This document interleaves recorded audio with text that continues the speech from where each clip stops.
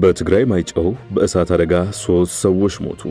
የኢዜማው መሪና የትምህርት ሚኒስትሩ ብርሃኑ ነጋ ከ7 ሚሊዮን በላይ ተማሪዎች ከትምህርት ውጪ መሆናቸውን አመኑ። የኢትዮ ጅቡቲ ምድር ባቡር 4 ቀን ሙሉ የኤሌክትሪክ ኃይል ስለተቋረጠበት ከ24 በላይ የባቡር ጭነቶች ሳይጓጓዙ መቅረታቸው ተነገረ። ታከለውማ ምላሽ ሰጥተውበታል። የትግራይ ሰላምና ጸጥታ ቢሮ የመከላከያ ሰራዊት ብርጋዴር ጄኔራል ምግበይ ኃይለን ለፋኖ ድጋፍ ይሰጣሉ የሚለውን ጨምሮ ሌሎችም ያቀረበባቸውን ክሶች ኃላፊነት የጎደለው ነው ሲል ወቀሰ። በ2017 ዓ.ም ለ3 ጊዜ የተደረጉት ማሻሻያዎች በቤንዚን መሸጫ ዋጋ ላይ የ30 ብር ጭማሪ ማስከተላቸው ተመላከተ። አክብሮታዊ ሰላምታችን በያላችሁበት ይድረስ። የተወደዳችሁ ሸገር ታይምስ ቤተሰቦች እንዴት ናችሁ? የሰዓቱ ዜናችን ተጀምሯል።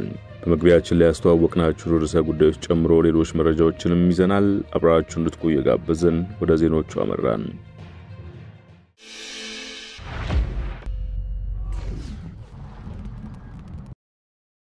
በቅድሚያም በትግራይ ክልል ማይጨው ፓርቲክል ቦርድ ፋብሪካ ውስጥ በተከሰተ የእሳት አደጋ 3 ሰዎች ሞቱ። ዛሬ ጠዋት 2 ሰዓት ከ30 ላይ በፋብሪካው የተከሰተው እሳት አደጋ የሰው ሕይወት ከመቅጠፉም በተጨማሪ በንብረት ላይ ጉዳት ማስከተሉ ተገልጿል። በአደጋው ሕይወታቸውን ካጡት 3 ሰዎች በተጨማሪ ሌሎች 6 ሰዎች ላይ ከባድና ቀላል ጉዳት እንደደረሰባቸው የክልሉ ደቡባዊ ዞን ፖሊስ መምሪያ አዛዥ ኮማንደር ሀየሎ ማቻ ገልጸዋል። አደጋው በሰው ኃይል ርብርብና በማሽነሪዎች እገዛ በቁጥጥር ስር የዋለ ሲሆን የአደጋው መነሻ በመጣራት ላይ መሆኑ ተመላክቷል። በኢትዮጵያ በአንዳንድ አካባቢዎች በተፈጠረ የጸጥታ ችግር ምክንያት ከ7.2 ሚሊዮን በላይ ተማሪዎች ወደ ትምህርት ገበታቸው አለመመለሳቸውን የትምህርት ሚኒስትሩ ብርሃኑ ነጋ ገለጹ። ብርሃኑ ይህን የተናገሩት የአማራ ክልል ርዕሰ መስተዳድር አረጋ ከበደን ጨምሮ ከፍተኛ የመንግስት ኃላፊዎችና ባለድርሻ አካላት በተገኙበት በባህር ዳር ከተማ እየተካሄደ ባለው የክልሉ የትምህርት ንቅናቄ መድረክ ነው። ሚኒስትሩ በዚህ ወቅት ባደረጉት ንግግር ግጭቶች የህፃናትና ወጣቶችን አእምሮ በመመረዝ ወደፊት እድላቸውን የሚያሰናክሉ በመሆናቸው በአስቸኳይ መፍትሄ ሊሰጣቸው እንደሚገባ በአጽንኦት አንስተዋል። ርዕሰ መስተዳድሩ አረጋ በበኩላቸው በክልሉ በትምህርት ላይ የደረሰውን የከፋ ጉዳት በመቀልበስ ወደ ነበረበት የመማር ማስተማር ሁኔታ ለመመለስ ባለድርሻ አካላት ርብርብ እንዲያደርጉ ጥሪ ማቅረባቸውን ለመንግስት ቅርበት ያላቸው መገናኛ ብዙሃን ዘግበዋል። በክልሉ ጸጥታ ችግር ምክንያት በዘንድሮ የትምህርት ዘመን 7 ሚሊዮን ተማሪዎችን መዝግቦ ለማስተማር ቢታቀድም የተመዘገቡት 2.8 ሚሊዮን ብቻ መሆናቸውን አስታውቀዋል። ችግሩን ለመቅረፍ በትምህርት ዘመኑ በሁለት ዙር በተደረጉት ኢመደበኛ መዝገቦች የተመዘገቡት 76000 ተማሪዎች ብቻ መሆናቸው ነው የተገለጸው። የሰዓቱ ዜናችን ቀጥሏል። የትግራይ የሰላምና ጸጥታ ቢሮ የመከላከያ ሰራዊት ብርጋዴር ጄኔራል ምግበይ ኃይለን ለፋኖ ድጋፍ ይሰጣሉ የሚለውን ጨምሮ ሌሎችም ያቀረበባቸውን ክሶች ኃላፊነት የጎደለው ነው ሲል አጣጣለ። የሰላምና ጸጥታ ቢሮ እሳቱ ባለበት ለማርገብ ከመጣር ይልቅ ማርገብገብ፣ ላጋጠመ የራስ ችግር ለተግባራዊ መፍትሄ ከመጣር ይልቅ የማይመለከተው አካል በመፍጠርና ጣት በመቀሰር ሰላምና እድገት እንዳይጸና የሚያደርግ ኃላፊነት የጎደለው ተግባር ነው ሲል ተችቷል። የኢትዮጵያ መከላከያ ሰራዊት በፌስቡክ ገጹ የትግራይ ኃይሎች አመራር የሆኑት ብርጋዴር ጄኔራል ምግበይ ኃይለን ግብረ አበሮቹ አደራጅነትና አይዞባይነት ዘመቻ አንድነት በሚል ስያሜ ፋኖ በተለያዩ የክልል ዞን ወረዳዎች ትንኮሳ ለመፈጸም ሞክሯል በሚል መግለጫ አውጥቶ ነበር። የትግራይ ሰላምና ጸጥታ ቢሮ በምላሹ ጄኔራል ምግበይና ጓዶቹ በፕሪቶሪያው ስምምነት መሰረት በጥብቅ ዲሲፕሊን ተገዝተው ስራቸውን የሚፈጽሙ እንጂ ከዚህ ተቃራኒ በሆነ ምንም አይነት እንቅስቃሴ የሌሉና ያልነበሩ መሆኑ ሊታወቅ ይገባል ብሏል። የኢትዮጵያ መከላከያ ሰራዊት መጋቢት 12 ቀን 2017 ዓ.ም ባወጣው መግለጫ በተለያዩ ክልል ዞን ወረዳዎች ትንኮሳ ለመፈጸም ሞክሯል ያለውን ኃይል ራሱን ፋኖ ብሎ የሚጠራው ጽንፈኛ ቡድን ተደምስሷል ብሏል። የትግራይ ሰላምና ጸጥታ ቢሮ መጋቢት 13 2017 ባወጣው መግለጫ እንዲህ አይነቱና አርባና ቢስ ዜና መዘርጋት የትግራይ ሰራዊት ለሰላም እየከፈለ ያለውን ዋጋና ልፋት የውሃ ሽታ የሚያደርግና በሰው ቁስል እንጨት ስደድበት አይነት መግለጫ መውጣቱ ከልብ አሳዛኝ ነው ሲል ገልጾታል። የትግራይ ኃይሎች አመራር የሆኑት ብርጋዴር ጄኔራል ምግበይ ኃይለ ከኢትዮ ፎረም ጋር ባደረጉት ቆይታ እኛ እንደዛ አይደለንም አናደርገውም በፍጹም ሲሉ ምላሽ ሰጥተዋል። የፕሪቶሪያ ስምምነት ተግባራዊ እንዲሆን እንደ ህዝብም እንደ ጊዜያዊ አስተዳደርም እንደ ሰራዊቱ አባላትም በህጉ መሰረት እየሰሩ መሆኑን ጠቅሰው የቀረበባቸውን ክስ በማስተባበል እኔ እንደዛ አይደለውም የትግራይ ህዝብ ጥያቄን በግለሰቦች አይወሰንም አግባብ ያለው አደረጃጀት ያለን ሲሉ ተናግረዋል። ከፕሪቶሪያ ስምምነት ውጭ ያለ አግባብ አንዳንድ ከኤርትራ አሁን ደግሞ የመጣ ከፋኖ ጋር መስራት ሌላም ሊመጣ ይችላል በማለት ከስምምነት ውጭ የሚደረግ እንቅስቃሴ እንታገላለን እናስተካክላለን ወደ ትክክለኛ መንገድ እንዲገባን የምንሰራው ሲሉ ምላሽ ሰጥተዋል። ሮይተርስ የዜና ወኪል ያነጋገራቸው የወሎ ቤተ አማራ ፋኖ ቃል አቀባይ አበበ ፋንታሁን ብርጋዴር ጄኔራል ምግበይ ኃይለ ፋኖን ኦፕሬሽን ደግፏል በሚል በመከላከያ ሰራዊት የቀረበው ክስ ሐሰት ነው ብለዋል። ብርጋዴር ጄኔራል ምግበይ ኃይለ ከፋኖ ታጣቂ ቡድን ጋር ማንኛውም ግንኙነት እንደሌላቸውም ለሮይተርስ ገልጸዋል። መከላከያ ሰራዊት በፌስቡክ ገጹ ላይ ብርጋዴር ጄኔራል ምግበይ ኃይለ የፕሪቶሪያውን ስምምነት እንዲፈርስና እንዳይሳካ ከፍተኛ ጥረት እያደረገ ያለ ከመሆኑም በላይ ጊዜያዊ መሳሪያውን ማህተም ለመንጠቅና በኃይል አፍርሶ ስልጣን ለመያዝ የሞከረም የጸረ ሰላምና ጸረ ልማት አራማጅ ነው ሲል ከሷል። የትግራይ ሰላምና ጸጥታ ቢሮ መግለጫውን ግልብና ብስለት የጎደለው ብሎ ከነቀፈ በኋላም የትግራይን ህዝብ ግዛታዊ አንድነት ለማስከበር የሚደረግን ተጋድሎ እንዲያቃሉና እንኳንሱ ማቅረብ ግን የፕሪቶሪያውን ስምምነት ወደ መሬት ወርዶ ተግባራዊ እንዲሆን ትልቅ ድርሻ ካለው ተቋም የማይጠበቅና ኃላፊነት የጎደለው ስለሆነ በፍጥነት መስተካከል አለበት ብለዋል። የመከላከያ ሰራዊት የሰላም ጠንቅ ሲል የከሰሳቸውን የትግራይ ኃይሎች አመራር የሆኑትን ብርጋዴር ጄኔራል ምግበይ ኃይለን ለዚህ መሰሪ ተግባሩን ጅላጅሉን ፋኖ እንደ ተባባሪነት በመጠቀም ጽንፈኛው ፋኖ በራሱ ክልል ላይ ያልተገባ ውድመት እንዲፈጽም አዞታል በማለት ወንጅሏል። መከላከያ ሰራዊት አክሎብ ዘመቻ አንድነት በሚል ስያሜ ጽንፈኛውን አስተባብሮ በጀመረው ትንኮሳም ከፍተኛ የሆነ ሰብአዊና ቁሳዊ ኪሳራ ደርሶበታል። በደቡብ ጎንደር፣ በምዕራብ ጎንደር፣ በሰሜን ጎጃም፣ በምስራቅ ጎጃም፣ በምዕራብ ጎጃም እንዲሁም በሰሜን ወሎ የምግበይ ኃይለ ተላላኪ ያላቸው ጽንፈኞች በለኮሱት እሳት ተለብልበዋል ይላል። 317 ተዋጊዎች መገደላቸውን 125 የቆሰሉና ሌሎችም የተማረኩና እጅ የሰጡም እንዳሉም መከላከያ ሰራዊት ጠቅሷል። ሮይተርስ ያነጋገራቸው የጎንደር ፋኖ ቃል አቀባይ ዮሐንስ ንጉሶ በኩላቸው 602 የፌደራል ሰራዊት አባላት መገደላቸውን 430 የቆሰሉና ሌሎችም የተማረኩ ወታደሮች እንዳሉ ገልጸዋል።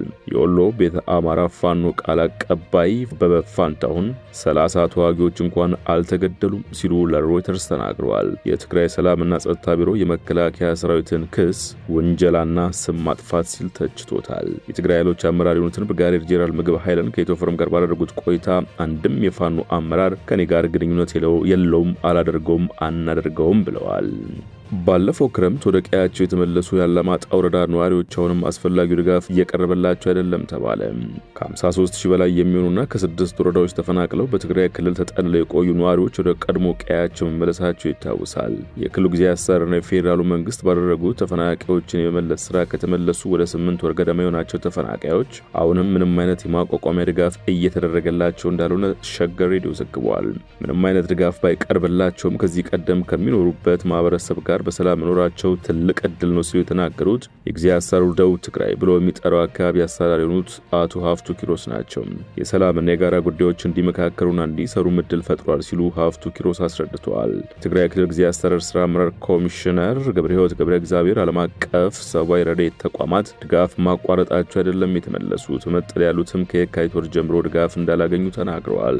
የፌዴራል መንግስት ለነዚህ ወደ መኖሪያ ቀያቸው ለተመለሱና ድጋፍ ለመጠበቅ ለተገደዱ ሰዎች ድጋፍ እየሰጠ ነው ወይ ተብሎ ተጠይቋል። የአደጋ ስጋት ስራ አመራር ኮሚሽን የህዝብ ግንኙነት ባለሙያ የትግራይ ክልል ችግሩ ከአቅሜ በላይ ነው፣ ድጋፍ ይደረግልኝ ብሎ አልጠየቀም፣ ስለዚህም ድጋፍ አላክንም የሚል መልስ ሰጥተዋል። ሀፍቶ በኩላቸው ኃላፊነቱ የራሱ የፌዴራል የአደጋ ስጋት ስራ አመራር ነው ሲሉ መልሰዋል። ወደ ሌላ ዘገባ አለፍን። የኢትዮ ጅቡቲ ምድር ባቡር 4 ቀን ሙሉ የኤሌክትሪክ ኃይል ስለተቋረጠበት ከ24 በላይ የባቡር ጭነቶች ሳይጓጓዙ መቅረታቸው ተነገረ። በዚህ ምክንያት ወደ ውጭ የሚላኩ ምርቶች መርከብ እንዳመለጠ ሸገር ሬዲዮ ዘግቧል። እነዚህ ጭነቶች ገቢና ወጪ ዕቃዎች ሲሆኑ ብረት፣ ዘይት፣ ማዳበሪያና ሌሎችም ሸቀጦች ይገኙበታል ተብሏል። በ4 ቀን ውስጥም 8 የባቡር ትራንስፖርት ተሰርዟል። የዚህም ችግር የኤሌክትሪክ ኃይል የአገልግሎት መቋረጥ ነው። በጭነት ገቢና ወጪ ዕቃዎች መካከል ሊበላሹ የሚችሉ ጭነቶች ቢኖሩ የባቡር ትራንስፖርት አገልግሎትን በሌላ የኃይል አማራጭ መጠቀም ጅቡቲ ወደ ማድረስ መቻሉም ሰምቷል። ይህን መስተጓጎል ለማካካስ መጪዎቹ ቀናት ለደንበኞች የጅምላ ጭነትና የኮንቴነር ጭነት አገልግሎት እያመቻቸ መሆኑን የኢትዮ ጅቡቲ ምድር ባቡር ተናግሯል። እያንዳንዱን ፉርጎና ኮንቴነር በተናጠል ከመቁጠር ይልቅ የባቡር ጉዞ ቁጥሩን በመጠቀም በጅቡቲ ጉምሩክ ያለውን የሰነድ አሰጣጥ ሂደት ቀላል እያደረገ መሆኑን አገልግሎት ሰጪው አክሏል። በኤሌክትሪክ ኃይል መቆራረጥ ምክንያት የተከሰተውን የትራንስፖርት መስተጓጎል ለመፍታት ርብርብ የተደረገ መሆኑን የተናገሩት ደግሞ የኢትዮ ጅቡቲ ምድር ባቡር አክሲዮን ማህበር ዋና ስራ አስፈጻሚ ታከለው ማናቸው። የኤሌክትሪክ ኃይል መቆራረጡም ላለፉት 4 ተከታታይ ቀናት በተቋማቸው ላይ ተጽዕኖ ማሳደሩን አምነዋል። ተፈጠረውን መስተጓጎልም ለማካካስ በቀጣይ ቀናት የጅምላ ጭነትና የኮንቴነር ጭነት አገልግሎት ለማመቻቸት እየተሰራ መሆኑን አረጋግጠዋል። በተለይም እያንዳንዱን ፉርጎና ኮንቴነር በተናጠል ከመቁጠር ይልቅ የባቡር ጉዞ ቁጥሩን በመጠቀም በጅቡቲ ጉምሩክ ያለውን የሰነድ አሰጣጥ ሂደት ቀላል እያደረግን ነው ሲሉ በማህበራዊ ትስስር ገጻቸው ጽፈዋል። በ2017 ዓ.ም ለ3 ጊዜ የተደረጉት ማሻሻያዎች በቤንዚን መሸጫ ዋጋ ላይ የ30 ብር ጭማሪ ማስከተላቸው ተመለከተ። ከትናንት እሁድ ምሽት ጀምሮ ተግባራዊ መሆን የጀመረው የነዳጅ ምርቶች ዋጋ ማሻሻያ በዚህ ዓመት ለሶስተኛ ጊዜ የተደረገ የመሸጫ ዋጋ ጭማሪ ነው።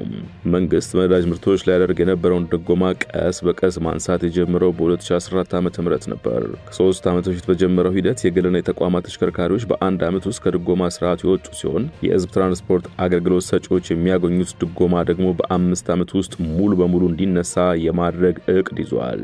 ይሁንና ባለፈው ዓመት መጨረሻ ሐምሌ ላይ መንግስት ባለም አቀፍ የገንዘብ ተቋም እገዛ መተግበር የጀመረው የማክሮ ኢኮኖሚ ማሻሻያ የነዳጅ መሸጫ ዋጋ ላይ ከፍተኛ ለውጥ አስከትሏል። በማክሮ ኢኮኖሚ ማሻሻያ ወደ ገበያ መር ስርዓት የተለወጠው የሀገሪቱ የውጭ ምንዛሪ ስርዓት በውጭ ምንዛሪ የተገዛ በሚገባው የነዳጅ ዋጋ ላይ ከፍተኛ ለውጥ አስከትሏል። በውጭ ምንዛሪ ዋጋ ለውጥ ምክንያት የመጣው የነዳጅ ዋጋ ጭማሪ በቀጥታ ተግባራዊ እንደማይሆን የንግድና ቀጣናዊ ትስስር ሚኒስቴር መስከረም ላይ አስታውቆ ነበር።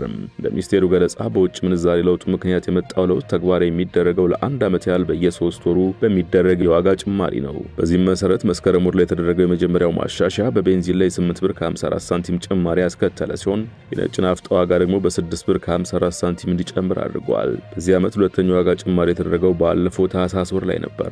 ከ3 ወር በፊት በተደረገው ማሻሻያ የ10 ብር ጭማሪ የተደረገበት ቤንዚን ለመጀመሪያ ጊዜ ዋጋው ከ100 ብር ተሻግሯል። በወቅቱ የአውሮፕላን ነዳጅ ዋጋም ከነበረበት 77.76 ብር ወደ 109.56 አድርጓል። ነጭ ናፍጣና ኬሮሲን ላይ የተደረገው የ8 ብር ጭማሪ ነበር። ትናንት ይፋ የተደረገው ዋጋ ማሻሻያ በዚህ ዓመት ከተደረጉት ከፍ ባለ ሁኔታ ቤንዚን ላይ 11 ብር ከ20 ሳንቲም ጭማሪ አስከትሏል። በዚህ ቤንዚን ዋጋ 112 ብር ከ67 ሳንቲም ደርሷል። በነጭ ናፍጣና ኬሮሲን ላይ ደግሞ የ8 ብር ከ95 ሳንቲም ጭማሪ ተደርጓል። በአዲሱ ዋጋ መሰረት የሁለቱ የነዳጅ ምርቶች መሸጫ በሊትር ወደ 107 ብር ከ93 ሳንቲም ከፍ ብሏል። የ3 ብር ከ64 ሳንቲም ጭማሪ የተደረገበት የአውሮፕላን ነዳጅ 113 ብር ከ20 ሳንቲም ገብቷል። የቀላል ጥቁር ናፍጣ ዋጋ 109 ብር ከ22 ሳንቲም የደረሰ ሲሆን ከባድ ጥቁር ናፍጣ ዋጋው ወደ 106 ብር ከ75 ሳንቲም አድጓል። ከተያዘው 2017 ዓ.ም መጀመር አንስቶ ለ3 ጊዜ የተደረጉት ማሻሻያዎች የቤንዚን መሸጫ ዋጋ ላይ 30 ብር ጭማሪ አስከትሏል። በሶስቱ ማሻሻያዎች ነጭ ናፍጣ ላይ የመጣው ጭማሪ 24 ብር ከ19 ሳንቲም ነው። የአውሮፕላን ነዳጅ መሸጫ ባለፈው ዓመት መጨረሻ ከነበረው ዋጋ ጋር ሲነጻጸር የ42.37 ብር ጭማሪ አሳይቷል። የሰዓቱ ዜናችን አበቃ። በያላችሁበት ሰናይ ጊዜ።